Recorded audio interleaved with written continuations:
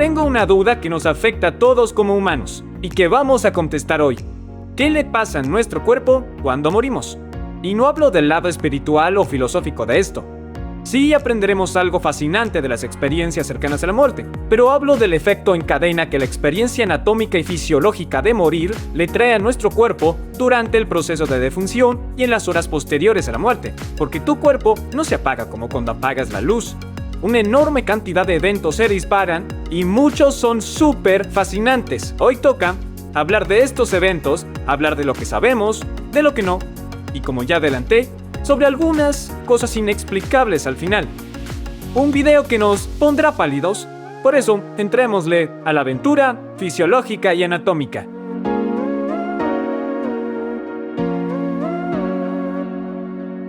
Empecemos ya con lo que pasa momentos antes de morir. Es evidente que hay variadas formas de morir: un paro cardíaco, trauma, enfermedad, cáncer. Pero más allá de la causa exacta, hay un proceso común que el cuerpo sigue cuando sus sistemas relevantes fallan. Usemos el paro cardíaco como ejemplo general, ya que es uno de los más estudiados de todos. Cuando tu corazón deja de latir, ya no bombea sangre a todo tu cuerpo. Recuerden, la sangre lleva oxígeno y nutrientes a todas las células, en especial a ese órgano tan caprichoso que está en tu cráneo, el cerebro. A los 15 o 20 segundos de que tu cerebro paró, pierdes la conciencia. Esto pasa porque a tu cerebro, que representa solo el 2% de tu peso y usa el 20% de tu suministro de oxígeno, ya no le llega nada de sangre oxigenada. Las neuronas de tu corteza cerebral, la porción externa del cerebro encargada de la conciencia, pensamiento y percepción, va a apagarse casi de inmediato. Pero aquí empieza lo interesante. Aunque estés inconsciente y con tu corazón parado, tu cerebro no muere al instante. En realidad, hay estudios que muestran que puede haber actividad cerebral persistente por poco tiempo luego de que el corazón se detuvo. Muchos estudios documentaron actividad eléctrica organizada en el cerebro por minutos luego de un paro cardíaco. En ciertos casos hay electroencefalogramas con ondas cerebrales que continúan hasta 10 minutos, aunque estas se vuelven más débiles y más desorganizadas con el tiempo. Un estudio en 2023 publicado en la revista de la Academia Nacional de Ciencias y un aumento repentino de la actividad de las ondas gamma en el proceso de muerte de algunos pacientes luego de quitarle su soporte vital. Las ondas gamma se asocian con procesos como recuperación de recuerdos, integración de información y percepción consciente. Sin embargo, es importante saber que haya actividad gamma no necesariamente implica que hay conciencia de los eventos que ocurren. Es un indicador de que ciertas redes neuronales se activan brevemente en el proceso de muerte. Pero, ¿cómo es posible que la actividad cerebral continúe incluso con el corazón inactivo?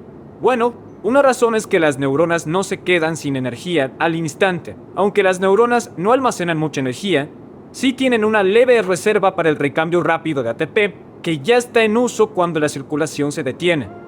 Las neuronas también contienen una porción de fosfocreatina para amortiguar los niveles de ATP por unos segundos cuando la demanda de energía sube de repente. Además, las neuronas dependen temporalmente de vías energéticas anaeróbicas como la glucólisis, que no requieren oxígeno.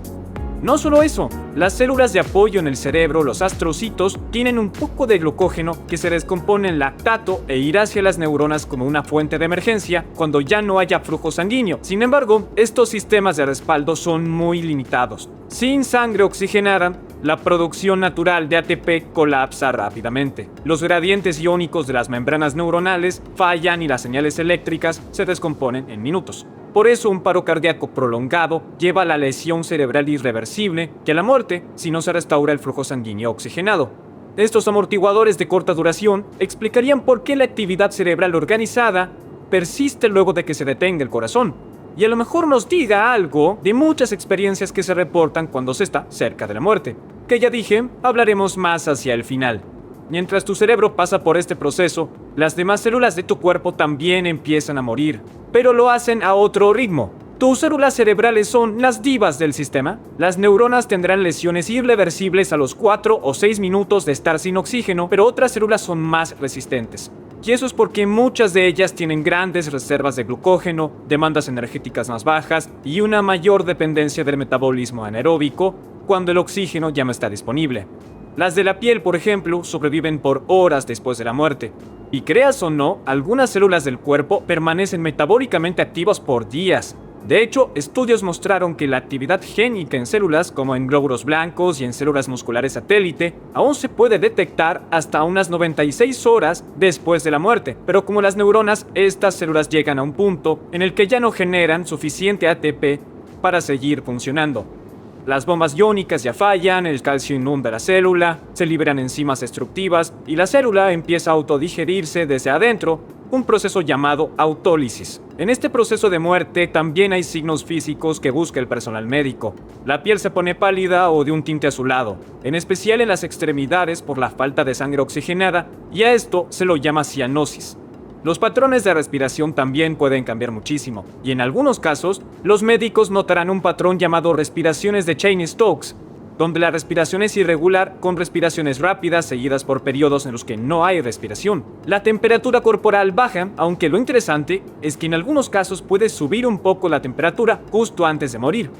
En los ojos las pupilas se quietan y se dilatan porque los músculos que las controlan ya no reciben señales del cerebro.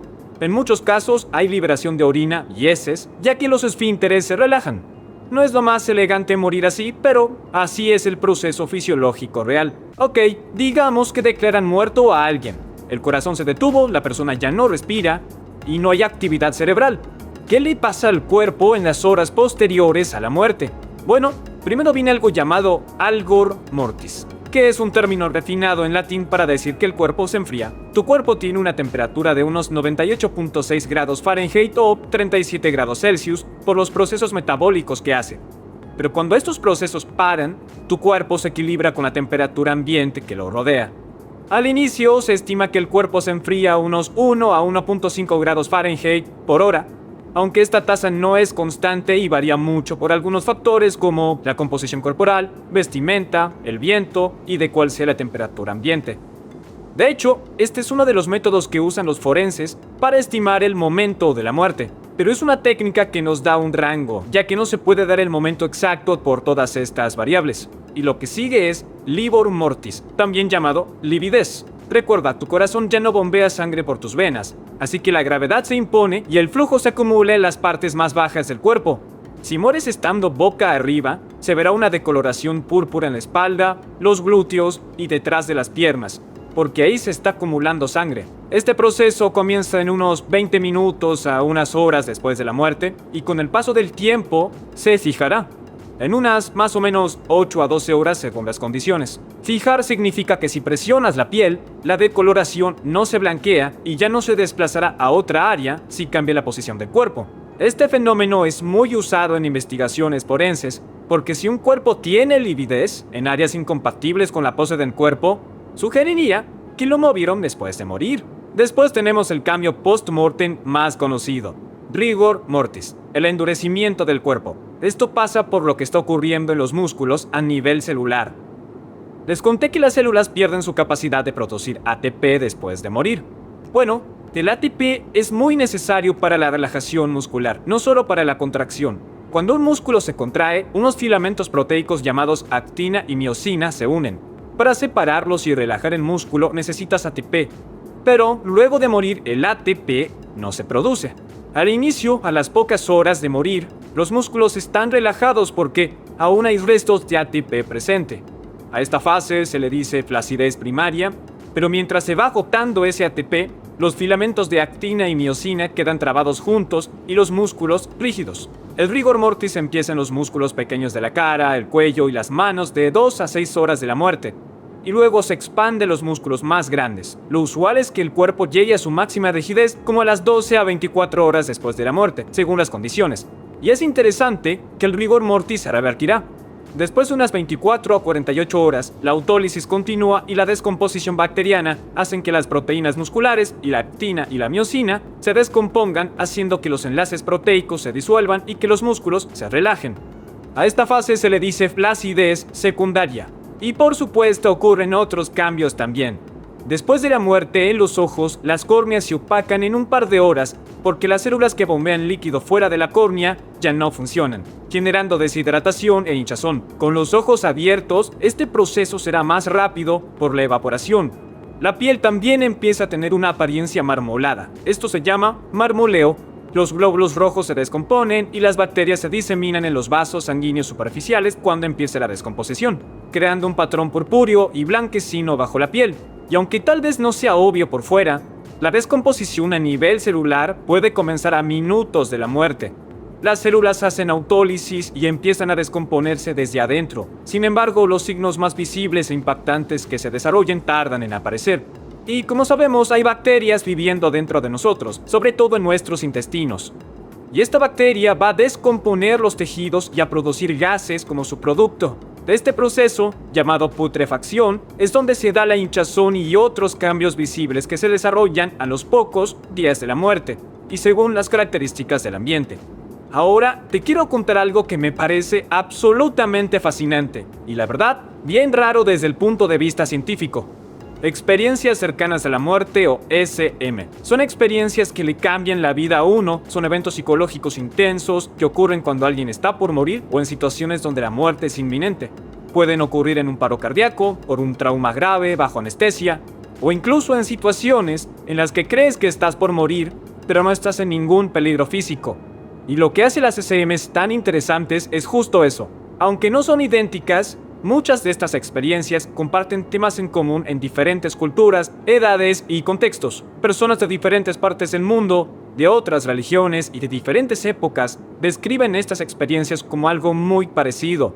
Y aunque los detalles pueden variar, este patrón de temas compartidos tiene a los investigadores fascinados. Investigaciones del Dr. Bruce Grayson y otros identificaron características centrales en estas experiencias. No todos pasan por todas ellas, pero lo que se reportó con más frecuencia es la experiencia extracorporal. La gente describe la sensación de separarse de su cuerpo físico y verlo desde una perspectiva externa, y suele ser desde arriba. Algunos reportan percepciones que parecen coincidir con eventos que ocurrieron en su reanimación. Y como imaginarás, el momento y los mecanismos detrás de estas percepciones continúa siendo un gran debate científico. El Dr. Sam Perina del estudio Aware dijo que un 40% de los sobrevivientes reanimados de un paro cardíaco afirmaron recordar una especie de experiencia durante su paro cardíaco. Aunque varias experiencias eran fragmentadas o muy confusas, fueron muy pocas las que denotaban conciencia. También es importante aclarar que muerte clínica en este contexto se refiere a la falta de pulso detectable y no a la ausencia confirmada de toda actividad cerebral, ¿sí? El 30% de personas que tienen SM también reportan moverse en un tipo de túnel o espacio oscuro. Lo suelen describir como ir hacia la luz. A veces es rápido y a veces está la sensación de volar. La luz se suele describir como brillante, cálida, buena y distinta a cualquier luz terrenal. Muchos pacientes la ven o dicen que es como una presencia o es alguien. Es más, en las SMs confirmadas, como un 80% reporta una gran sensación de paz, de plenitud y de amor incondicional, con muchos diciendo que no querían volver a su cuerpo terrenal. Igual hay un porcentaje pequeño de SMs que pueden ser angustiantes y muy negativos. Mucha gente también comentó que se encontró con otros seres, gente querida que había fallecido. Las identidades de estos seres se alineaban con el trasfondo cultural y religioso de la persona. Algunos ven una repetición rapidísima de hechos importantes de su vida y desde muchas perspectivas. Y algo más, algunos describen llegar a un límite que entienden y no quieren cruzar si quieren volver a la vida. Entonces, ¿qué es lo que está pasando en estas experiencias? Bueno, como aprendimos, sabemos que el cerebro no se apaga al instante y que la actividad cerebral puede persistir y en casos raros, después de un paro cardíaco aumenta un poco su ritmo, aunque esta actividad decae muy rápido. Y como hay neuroquímicos liberándose, a lo mejor esto puede explicar lo que pasa en estas experiencias. Pero aún no sabemos cómo explicar en detalle y con coherencia y precisión estas experiencias cuando ocurren, en especial cuando se espera que la actividad cerebral esté severamente deteriorada, como cuando después comentan lo que vieron y se confirma que es coherente, aunque un paciente estuviera inconsciente, sobre todo por las limitaciones del encefalograma y de otras formas de monitoreo, y no entendemos por qué estas experiencias muestran temas recurrentes en culturas y épocas diferentes. Así que sí, en lo fisiológico sabemos mucho sobre lo que pasa cuando una persona muere. El corazón se detiene, se pierde la conciencia en segundos, las neuronas mueren en minutos y el cuerpo pasa por cambios predecibles en las siguientes horas. Pero ¿qué pasa con la conciencia y la sensación de ser tú? Bueno, sigue siendo una gran pregunta. ¿Estas experiencias cercanas a la muerte evidencian que hay conciencia más allá de la vida?